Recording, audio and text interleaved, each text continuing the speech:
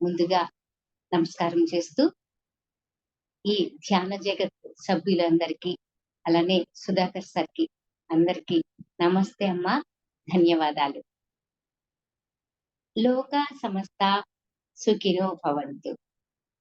అందరూ బాగుండాలి, అందరిలో మనం ఉండాలి అనే ఒక మంచి స్లోగన్తో మనం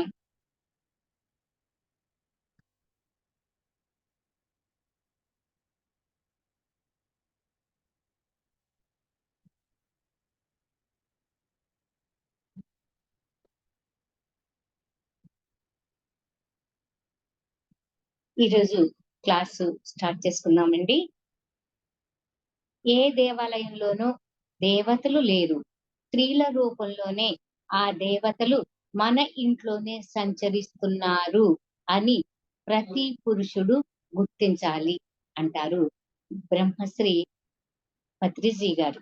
అలానే ఎప్పుడు అదే ఆలోచనతో ఉండాలి. యద్భావం తద్భవతి. మన ఆలోచన విధానం ఎలా ఉంటుందో మన జీవన పరిస్థితులు కూడా అలానే సాగుతాయి అని తెలుసుకుంటాం మనం.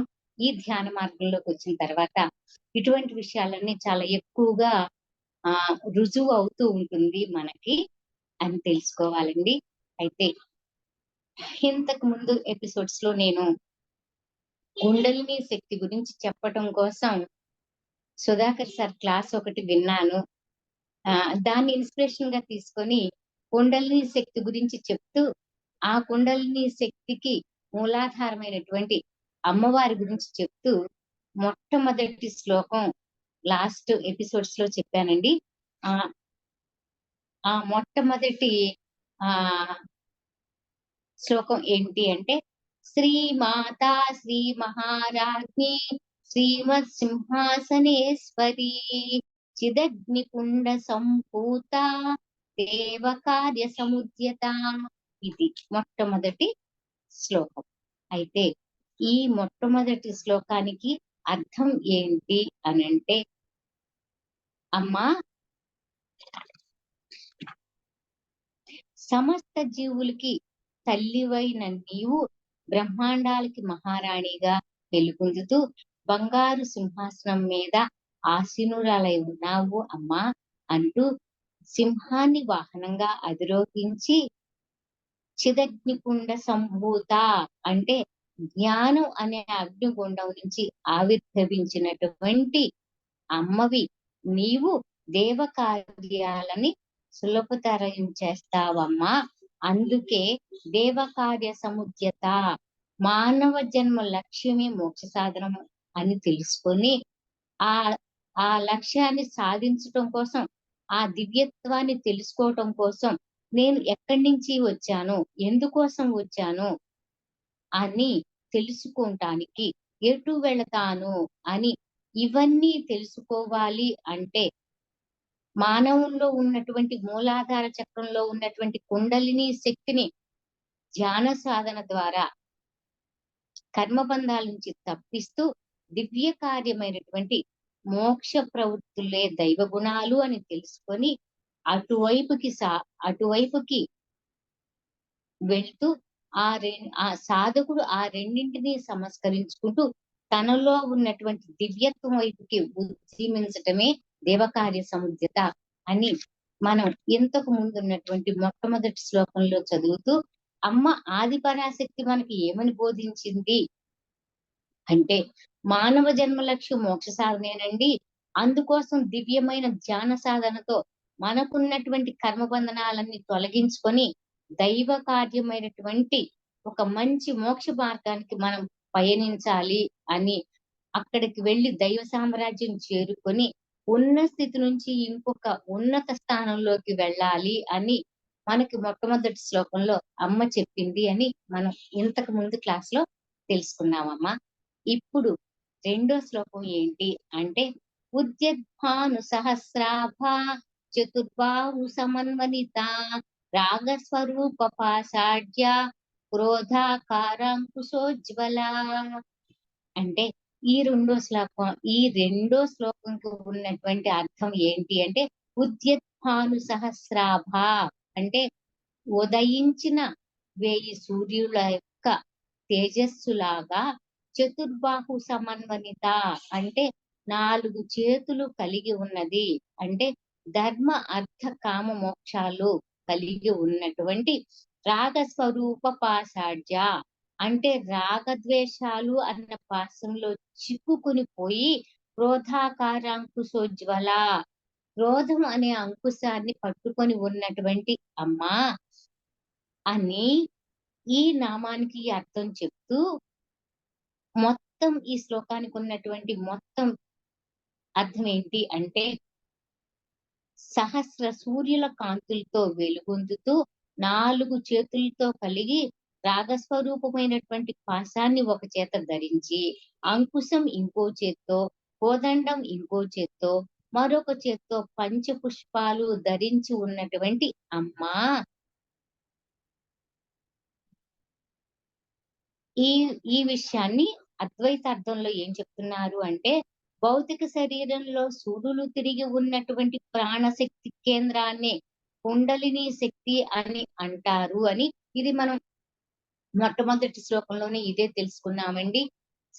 భౌతిక మానవుని యొక్క భౌతిక శరీరంలో సుడులు తిరిగి ఉన్నటువంటి ప్రాణశక్తి కేంద్రాన్నే కుండలిని శక్తి అంటారు అని ఈ కుండలిని శక్తి మూలాధారంలో ఉన్నంత కాలం మానవ మేధస్సు మా తామస గుణాన్ని పొంది నిద్రావస్థలోనే ఉండి తెలివిహీనంగా ప్రవర్తిస్తారు.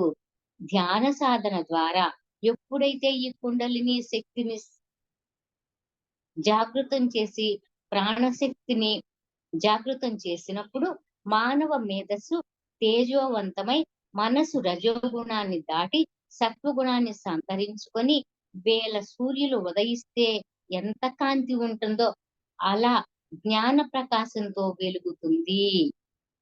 అప్పుడే మానవుడు కామక్రోధాల నుంచి ఇంకా రాగద్వేషాల నుంచి విముక్తి పొంది జనన మరణ చక్రం నుంచి బయటపడగలుగుతాడు అని చెప్తూ సూర్యోదయం అయినప్పుడు సూర్యుడి నుంచి వచ్చేటువంటి ప్రాథమిక కిరణాలు భూమి మీదకి రావటానికి 8 నిమిషాల టైం పడుతుందంటండి అని మన శాస్త్రజ్ఞులు చెప్తున్నారు. ఆ సూర్యోదయం సమయంలో మనం ధ్యానం చేస్తుంటే అంటే సూర్యోదయం అయ్యేటప్పుడు ఆ లేలేత కిరణాల కాంతిలో ఉండి మనం ధ్యానం చేసుకుంటూ ఉంటుంటే ఆ ప్రాథమిక కిరణాల తేజస్సు మన శరీరానికి తాకి మనలో ప్రవేశిస్తుంది అని చతుర్బాహు సమన్వనిత అంటే సర్వశక్తివంతము సగుణ బ్రహ్మము అయినటువంటి అమ్మ లలిత మానవునిలోని ప్రాణశక్తియే కుండలిని శక్తి అంటే మనం ఇంతకు ముందు మొట్టమొదటి శ్లోకంలో చెప్పుకొని ఉన్నటువంటి మూలాధారంలో ఉన్నటువంటి కుండలిని శక్తి అమ్మ లలితే అని ఆ అమ్మ 4 చేతులతో అమ్మ 4 చేతులతో ధరించి ఉన్నటువంటి అవతారంలో ఒక చేత్తో పాశం ఇంకో చేత్తో అంకుశం ఇంకో ఇంకో చేత్తో కోదండం ఇంకా పంచపుష్పాలతో సుఖ ఆసీనమై ఉంటుందంట. ఎప్పుడైతే మానవుడు కామ అర్థ ధర్మాలను సమతుల్యంగా చేసుకొని జీవనం సాగిస్తాడో అప్పుడు మోక్షం తనంతటే తానే వస్తుంది అని చెప్తూ రాగస్వరూప పాషాఢ్య అంటే మానవులు అందరిలోనూ ఉండేటువంటి రాగద్వేషాలు అనే ప్రేమ అనురాగం ఇష్టమైతే ప్రేమ అనురాగం లేకపోతే ద్వేషాలతో కూడుకొని ఉన్నటువంటి ఈ పాశాలతో బంధించబడి ఉన్నటువంటి మానవుడు యముని పాశంలో ఎలా అయితే ప్రాణం చిక్కుకుపోతుందో అలాగే మానవుల్లో ఉండేటువంటి ఈ అరిషడ్వర్గాలు అన్నటువంటి పాశంలో చిక్కుకొని పోయి జనన మరణ చక్రంలో మానవుడు చిక్కుకొని పోయి ఉన్నాడు అమ్మా. అందుకనే ఎప్పుడైతే కుండలిని శక్తి రూపంలో నువ్వు ఉంటావో ఆ శక్తి జాగృతం ఎప్పుడవుతుందో అప్పుడు ఆ మానవుడు ఆ కామ క్రోధాల నుంచి ఆ రాగ ద్వేషాల నుంచి విముక్తి పొంది జనన మరణ చక్రాల్లో నుంచి ఆ చట్రంలో నుంచి బయటపడగలుగుతాడు అని. ఎలా?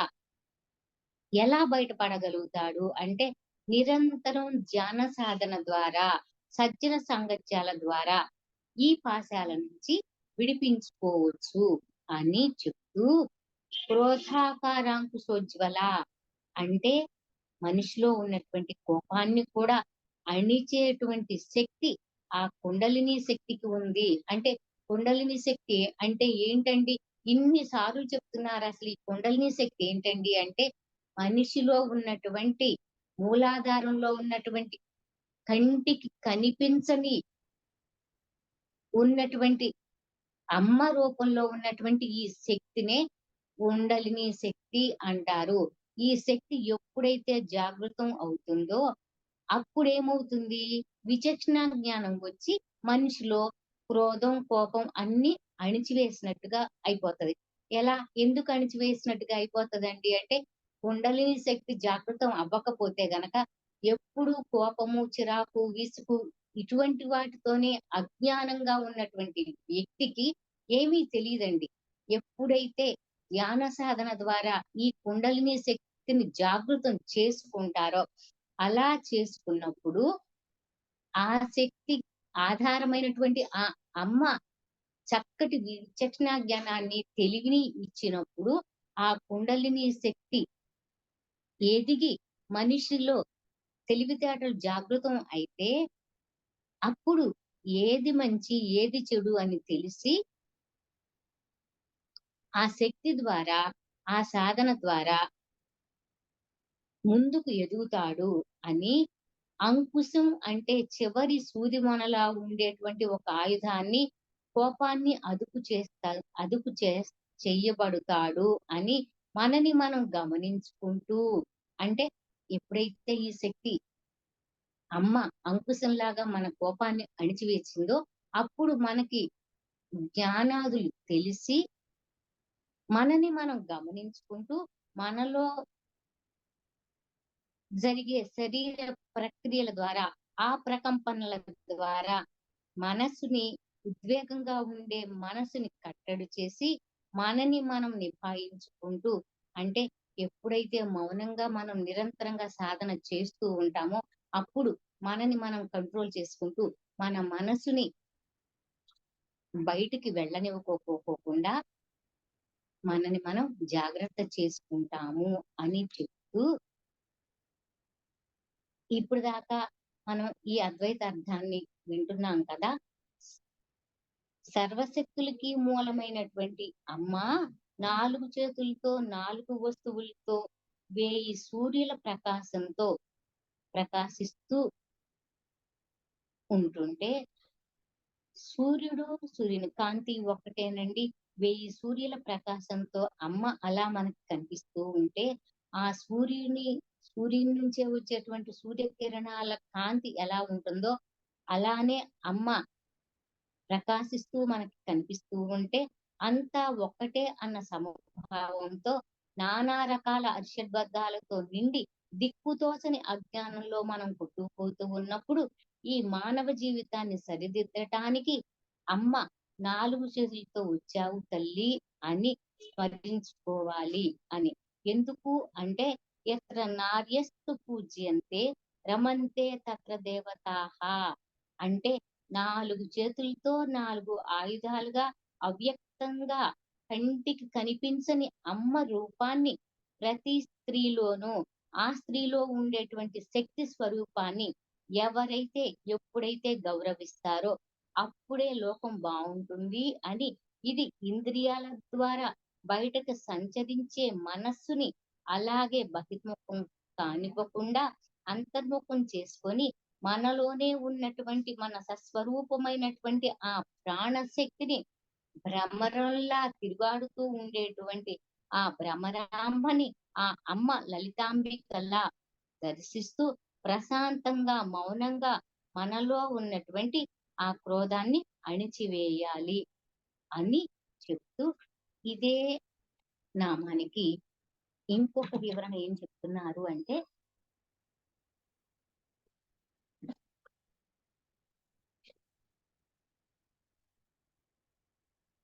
4 బాహువులు లేకపోతే 4 దళాలు కలిగి ఉన్నటువంటి అమ్మ మూలాధార చక్రంలో సమన్వితమై ఉన్న చోట అవి కలిసి ఉన్నటువంటి కేంద్రంలో కుండలిని శక్తిగా ఉంది అని, ఆ శక్తి జాగృతమైనప్పుడు వేల సూర్యుడిలాగా ఉండేటువంటి అమ్మ, వేల సూర్యునిలా ఉదయించే సూర్యకాంతి గొప్ప జ్ఞాన ప్రకాశం అని అర్థం చేసుకోవాలట. అలా అర్థం ఎప్పుడు చేసుకోగలుగుతాము అనంటే, ధ్యాన సాధన ద్వారా చిత్తం ప్రాణంలోకి లయమైనప్పుడు 4 బాహువుల మూలాధార చక్రపు కేంద్ర బిందువు నుండి వేల కొలది ఉదయించేటువంటి సూర్యుడిని పోలినటువంటి జ్ఞాన ప్రకాశంతో ఈ కుండలిని శక్తి జాగృతమై ఉదయిస్తుంది అని ఉద్యద్భాను సహస్రాభ చతుర్బాహు సమన్వనిత అని ఈ నామానికి ఇంకొక అర్థం చెప్తూ, మానవులందరూ కూడా రాగద్వేషాలు అనే పాశాలతో బంధించబడి అందులోనే అలమటించిపోతూ ఉన్నారు. అందుకని కామ క్రోధాది అర్షడ్వర్గాలని అంకుశాలతో పొడిచి రేకెత్తించబడి, అంటే ఎప్పుడు ఒకళ్ళ మీద ఒకళ్ళ ద్వేషంతో కొట్టుకుంటూనే ఉన్నారు. అలానే కామ క్రోధ లోభాలతో ప్రజ్వరిల్లిపోతున్నారు అని, ఎప్పుడైతే ఈ కుండలిని శక్తి నిద్రాణంగా ఉన్నంత వరకు ఇలానే అరాచకాలు ప్రబలిపోతూనే ఉంటాయి. కానీ ఎప్పుడైతే ఈ రాగద్వేషాలతోటి కామక్రోధాలతోటి అలమటిస్తూ ప్రజ్వరిస్తూ ఉండే వీళ్ళంతా కూడా ఈ కుండలిని శక్తి ఎప్పుడైతే జాగృతం అవుతుందో, ఆ రాగద్వేషాలు అనే పాశాల నుంచి బయటికి వచ్చేసేసి కామక్రోధాలు అనేటువంటి మదపటేనుగులు ని అంకుశంతో పొడిచినట్టుగా అదుపు చేయబడి అణగిపోతాయి అని, రాగస్వరూప పాసాఢ్య క్రోధాకారాంకుశోజ్వల అనే నామం చెప్తుంది. కుండలిని శక్తి సజావుగా జాగృతమైనప్పుడు సాధకుడు రాగద్వేషాలని జయించగలుగుతాడండి. రాగపాశాల నుంచి రాగాది పాశాల నుంచి బంధించగలిగిన బంధించగలుగుతాడు. క్రోధాది అరిషడ్వర్గాలను అంకుశంతో పొడిచినట్టుగా అణిచివేసి అదుపు చేయగలుగుతాడు అని గ్రహించాలంట. ప్రాణ ప్రాణులు జీవము హరించడానికి యముని దగ్గర ఉన్నటువంటి యముని పాశం ఎలా ఉంటుందో, అలాగే మనిషిలో ఉండేటువంటి ఈ అరిషడ్వర్గాలకు మూల కారణమైనటువంటి ఇష్టమైన రాగము లేకపోతే కోరికలు, ఇవన్నీ జీవుణ్ణి నానా రకాల కర్మబంధనాలకి బానిసలుగా చేస్తూ ఉన్నప్పుడు, ఈ 4 బాహువులు ఎక్కడైతే కుదురుకొని ఉన్నాయో, లేకపోతే ఆ చతుర్బాహు సమన్వనిత అన్నటువంటి మూలాధారములో ఉన్న లైఫ్ ట్రాన్స్ యొక్క కేంద్ర సూడి నుండి తెలుసుకొని అర్థం చేసుకొని తగిన సాధన ద్వారా సాధించాలి అని, మాయాశక్తి ద్వారా జీవులపై ప్రయోగించబడి ఉన్నటువంటి ఈ రాగస్వరూపాన్ని ఈ మాయా ఈ కుండలి జాగృతమైనప్పుడు ఈ మాయ అంతరించి మానవుడు జ్ఞాని అవుతాడు అని ఈ శ్లోకానికి అర్థం చెప్తూ, సకల చరాచర బ్రహ్మాండమును ఒక జ్యోతిష్ చక్రంలాగా గిరగిరా తిప్పుతూ విరవరింప చేస్తూ ఉన్నటువంటి అమ్మ ఆ భ్రామరీ శక్తిని భ్రమకి లోను చేస్తూ, ఆ శక్తిని పరిపూర్ణంగా అవగాహన చేసుకోవాలి అంటే ఏం చెయ్యాలి అని చెప్పేదే ఈ లలితా సహస్రనామంలో. తన చుట్టూ తాను తిరిగేటట్టు సకల బ్రహ్మాండ రాశిని భ్రమరింప చేస్తూ మాయలో పడవేసి భ్రమల్లోకి లోన్ చేస్తున్నట్టుగా ఉన్నటువంటి ఈ శక్తిని మన మన సనాతన ధర్మాలని, మన సనాతనాలను భ్రమరాంబ అని అంటారు. భ్రమరాంబగా మన సనాతనులు చే స్తుతింపబడినటువంటి బ్రహ్మీ శక్తిని దర్శించుకోవాలి అని అంటే అవగాహన చేసుకోవాలి. ముందుగా మాయను జయించాలండి. మాయ అందరిలో మనస్సు రూపంలో ఉంది అని, మనస్సుని జయించాలి అంటే నిగ్రహించాలి అన్న ఆ మాయ యొక్క స్వరూప స్వభావాల గురించి ముందు బాగా తెలుసుకోవాలి అని. ప్రాణశక్తి పరమాణువు రూపంలో అందరిలో ఉంది. దీన్నే ఆకాశ పరమాణువు అని అంటారు. విశ్వమంతటా ఆవరించి ఉన్నటువంటి ఆకాశమే జీవుల శరీరంలో ప్రాణశక్తిగా ఉంది అని. ఆకాశమే సగుణ బ్రహ్మ, భ్రమరాంబ. శరీరంలో ఉన్నటువంటి ప్రాణశక్తి పరమాణువులు అత్యంత వేగంతో ఆత్మ ప్రదక్షిణ చేస్తున్నందువల్ల వాటి నుండి సుడులుగా తిరిగే తరంగాలు ఉత్పన్నమై వ్యాపిస్తాయి. ఈ తరంగాల సమూహమే మానవ శరీరంలో ఉన్నటువంటి మనస్సు. మనస్సు ఇంద్రియాల ద్వారా బయటికి వ్యాపించి ప్రపంచ జ్ఞానము అనగా మాయను పొందుతుంది. మనస్సును బహిర్ముఖంగా చేసుకొని పోనీ మనస్సును బహిర్ముఖంగా పోనీయకుండా నిగ్రహించి అంతర్ముఖంగా మలచగలిగితే అది తన సస్వరూపమైనటువంటి ప్రాణశక్తిని అనగా బ్రహ్మరాంబని, లలితని దర్శిస్తుంది అని ఈ శ్లోకానికి ఇంకొక విధంగా అర్థం చెప్తున్నారమ్మా. ఇప్పుడు 3వ శ్లోకం ఏం చెప్తున్నారు అంటే,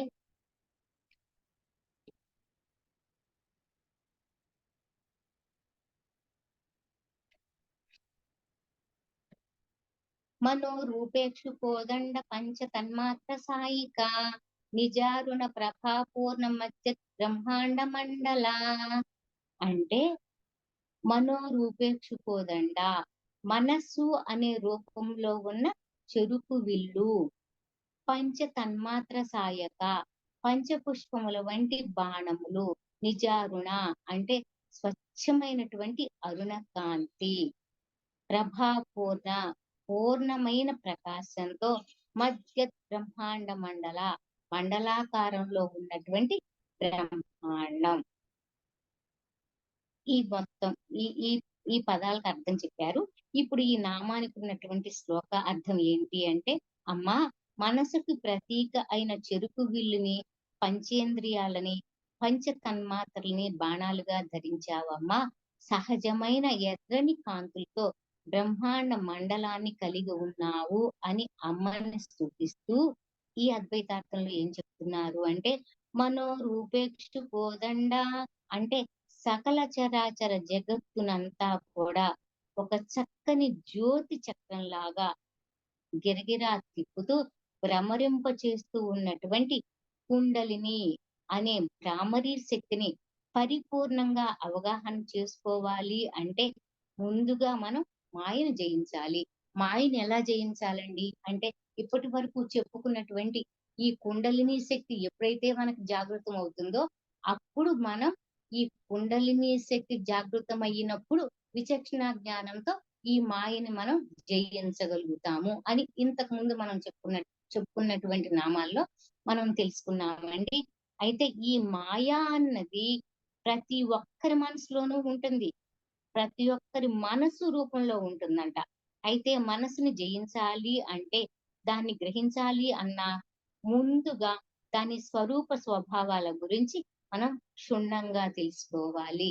అంటే ఎలా తెలుసుకోగలుగుతామండి మనం క్షుణ్ణంగా అంటే, మన మనస్సు పరి విధాలుగా అంతర్ముఖంగా అవ్వకుండా బహిర్ముఖంగా అయిపోయి చుట్టూ ఈ ప్రాపంచిక విషయాల్లో తిరుగుతూ ఉన్నప్పుడు ఈ మనసు మనల్ని ఎలా అంటే కట్టడి చేసే గుర్రాన్ని కట్టడి చేసే రౌతు లేకపోతే గనక ఎలా తిరుగుతుందో అలా తిరుగుతూ ఉంటది కదా. ఆ తిరిగేటప్పుడు మనలో ఉన్నటువంటి విచక్షణ జ్ఞానం ఉన్నట్టయితే ఈ మనసు మనం బయటికెళ్తుంది. మనలో ఉండకుండా బయటికెళ్తుంది. వెళ్తే ఏం జరుగుతుంది? ఏం చూస్తుంది? ఏం చేస్తుంది? ఈ మనసు బయటికెళ్ళి సేకరించేటువంటి ప్రతి విషయం సబబయిందేనా, కరెక్ట్ అయిందేనా అని మనకి మనం ఆలోచించగలగాలి.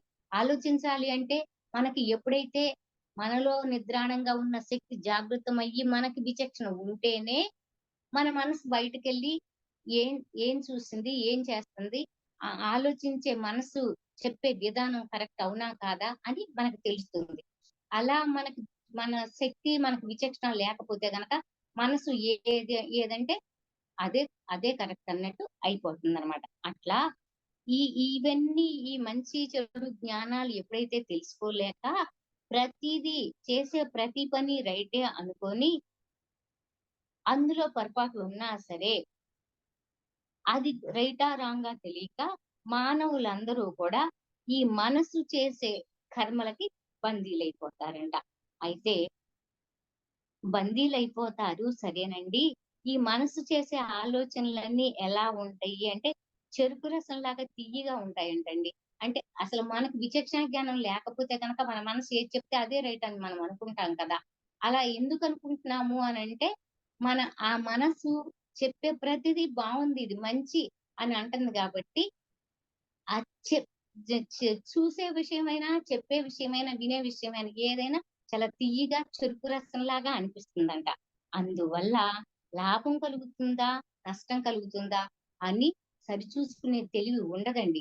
ఆ సరిచూసుకునే తెలివి లేకపోవటానికి కారణం ఏంటి అంటే, మనలో ఉండేటువంటి విచక్షణ జ్ఞానం లోపించటం వల్లే అలా అవుతుందనమాట. అలా వాళ్ళ్ మంచి, చెడు జ్ఞానం తెలియకోకుండా ఎవళ్ళ ఎవళ్ళిష్టం వచ్చినట్టుగా, ఎవళ్ళ ఇష్టారాజ్యంగా ఆళ్ళు నడుచుకుంటారంట. అలా నడుచుకొని ఎదుటి వారిని సర్వం విధ్వంసం చేయగలిగి అంటే మన మనకి ఆలోచనొచ్చింది. మనం మనం చేసే ఆలోచన కరెక్టా? రైటా? రాంగా? అన్న ఆలోచన లేకపోకుండా మనకి మనకి మన మనసుకి ఏది నచ్చితే అదే చేసేస్తామండి. అవతల వాడు పాడైపోయినా, బాగున్నా, బాగోకపోయినా, చచ్చిపోయినా ఏమైనా సరే మనకేం పట్టదు అని చాలా క్రూరంగా ఉంటారంట. అవతల వ్యక్తుల యొక్క కష్టాన్ని తెలుసుకోలేనోళ్ళు అలా ఉంటారు. అయితే అట్లా పిచ్చి కోరిక కలిగినా కూడా అవతల వాళ్ళకి తియ్యటి స్వప్నంలాగానే అనిపిస్తుందంట. ప్రపంచంలో ఏ దుర్మార్గుడిని కదిలించినా సరే, నువ్వు నువ్విది చేశావు గదా! ఇది తప్పు. నీ మూలాన అవతల వ్యక్తి బాధపడ్డాడు గదా! అని ఒక దుర్మార్గుడిని మనం పలకరించామనుకోండి, వాడేమంటాడో తెలుసా? నేను రైటు. ఎందుకంటే వీడికసలు జ్ఞానం లేని అజ్ఞాని. ఈ అజ్ఞాని ఏది చెప్పినా గాని నేనే రైటు అని అనుకుంటాడు. అట్లా ప్రతి ఆలోచన నేను మాట్లాడింది కరెక్టు. నేను చెప్పిందే రైటు. నా ఆలోచనలు కూడా చాలా సవ్యం అని చెప్పి, ఇలా రాగద్వేషాల ప్రతీకారాలతో కూడుకొని ఎలాంటి ఆలోచనలైనా ఒప్పించి ప్రకటించగలిగే మనస్సునే మనోరూపేక్షుకోదండం అనంటారంట. కనుక జీవుడు ఎప్పుడూ కూడా మనస్సు అనే కోరికల విల్లుని అదుపులో ఉంచుకొని సన్మార్గంలో ప్రయాణించాలి. అంటే ఈ మనోరూపేక్ష కోదండ అనేటువంటి ఈ చెరుకు విల్లు లాంటి ఈ మనస్సుని ఒక విచక్షణ జ్ఞానంతో సన్మార్గంలో నడిపిస్తూ, అదుపులో ఉంచుకొని ఎప్పుడైతే సన్మార్గంలో ప్రయాణిస్తాడో, అప్పుడు ఈ చక్కటి మార్గంలో వెళ్ళేటువంటి ఈ మంచి విల్లుని మనోరూపేక్ష కోదండ అని కూడా అంటారు. అద్వైత పరంగా చూస్తే ప్రాణశక్తి నిద్రాణమై ఉన్నంత కాలం మనోప్రసారం ఎక్కువగా జరుగుతూ ప్రాణశక్తి నిద్రాణమై ఉన్నంత కాలం అంటే ఈ ప్రాణశక్తి జాగృతం అవ్వకోకుండా మీలో ఈ కుండలిని శక్తి జాగృతం అవ్వకోకుండా నిద్రాణంగా అంటే బద్ధకంగా అట్లానే పడి ఉన్నంత కాలం మనోప్రసారం ఎక్కువగా జరుగుతూనే ఉండి ఎప్పుడు తామసంగా ఉండి బద్ధకంగా అలసట చిరాకు ఇట్లా రకరకాలుగా ఉంటూ బయట కనిపించేటువంటి ప్రాపంచిక విషయాల లంపటంలో కూరుకుపోతారండి. అంటే హ్మ్. బయట ఏం జరుగుతుంది? అది జరిగేది ఆహ్, మనకు ఉపయోగపడుతుందా? ఉపయోగపడదా? దీనివల్ల నాకు ఉపయోగపడుతుందా లేదా? అది సరే పక్కన పెట్టండి. నా వల్ల అవతల వ్యక్తులు బాధపడతారేమో అన్న ఆలోచన లేకపోకుండా ఎప్పుడు దుర్మార్గపు ఆలోచనలతోటే ఉండి దుర్మార్గపు పనులే చేసేవాళ్ళు కొంతమంది ఉంటారండి.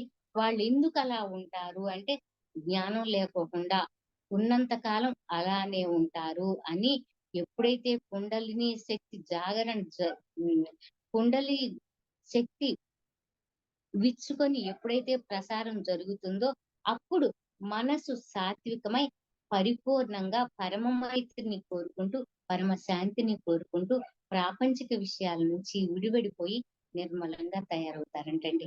ఎప్ ఎప్పుడైతే అది తప్పు అని అవతల ఉన్నటువంటి చెడుని గ్రహించిన వాళ్ళు ఈ కుండలిని శక్తి జాగరణ అయిన తర్వాత, జ్ఞానపరంగా తెలుసుకున్న తర్వాత, మంచేంటో, చెడేంటో తెలుసుకున్న తర్వాత, మళ్ళీ సాత్వికంగా అయిపోయి, పరిపూర్ణమైనటువంటి పరమమైతిని అంటే అందరూ బావుండాలి, అందరితో మనం చక్కగా ఉండాలి అనే మంచి స్నేహభావంతో ఉంటూ, ప్రతి చోట శాంతినే కోరుకుంటూ, ఈ ప్రాపంచిక విషయాల నుంచి చుట్టూ ఉండేటువంటి ఈ దుర్మార్గపు పనుల నుంచి బయట పడిపోయి, విడివడిపోయి నిర్మలంగా అయిపోతారంట.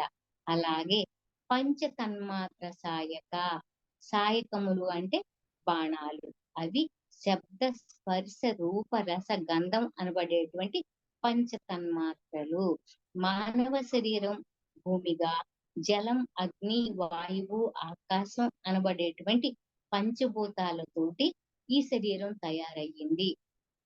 పంచ్ అది పంచేంద్రియాలైనటువంటి కళ్ళు, నాసిక, చెవులు, చర్మం, నాలుకతో పంచ తన్మాత్రలతో సమన్వయం చెందుతూ తాను నిర్వర్తించవలసినటువంటి ధర్మాలన్నీ నిర్వర్తిస్తూ ఉంటుంది అని.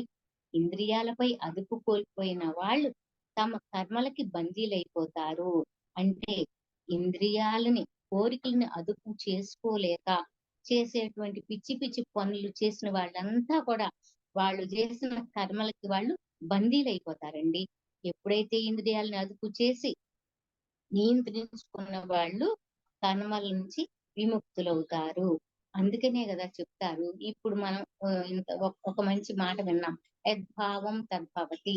ఎప్పుడైతే నీ పిచ్చి ఆలోచనలు ఉంటాయో, నీ మనసులో ఎటువంటి ఆలోచన విధానం వస్తుందో అదే నీ జీవన గతి అవుతుంది అని పత్రిజీ గారు చెప్పారని ఇప్పుడు ఆ సూక్తి విన్నామండి మనం.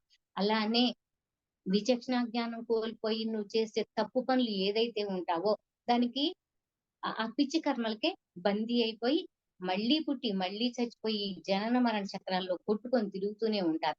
అలా కాకపోకుండా ఎప్పుడైతే వాటన్నింటిని నియంత్రించి, ఈ పిచ్చి కోరికల్ని నియంత్రించేసేసేసి మంచి మార్గంలోకి ఎప్పుడైతే వస్తారో అప్పుడు వాళ్ళు వాళ్ళ కర్మల నుంచి విముక్తులవుతారు అని. ఇలా ఈ నిరంతర ధ్యాన సాధన వల్లనే ఇది సాధ్యమవుతుంది.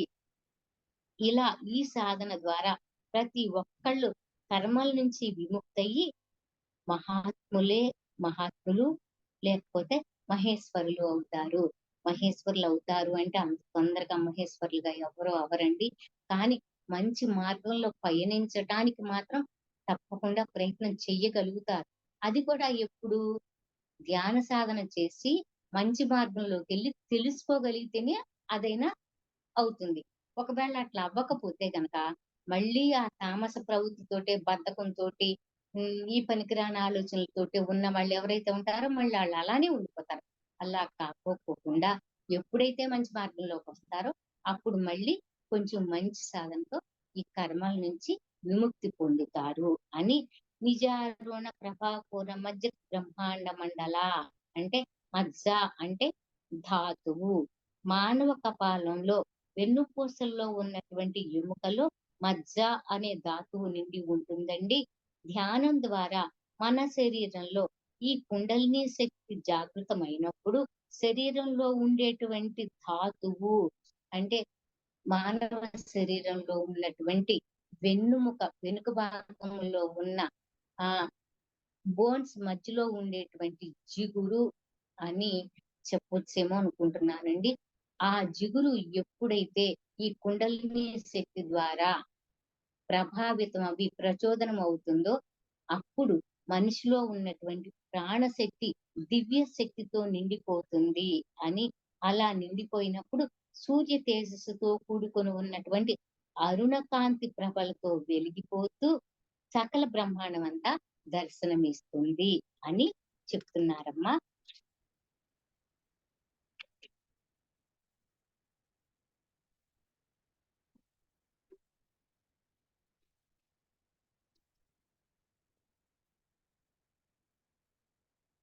దీనికోసం ఉదాహరణ ఏం చెప్తున్నారు అంటే, మన్ను తిన్న బాలకృష్ణుడు తల్లి యశోదమ్మకి తన నోటిలోనే సకల బ్రహ్మాండాన్ని చూపించినట్టు సకల చరాచర ప్రాణకోటితో కోటాను కోట్ల నక్షత్రాలతో నిండి బ్రహ్మాండం అంతా మనకు కూడా మన శరీరంలోనే ఉంది అని తెలుసుకొని శరీరానికి అతీతమైన బ్రహ్మాండం ఇంకొకటి లేదు అన్న సత్యాన్ని మనం గుర్తిస్తామంట.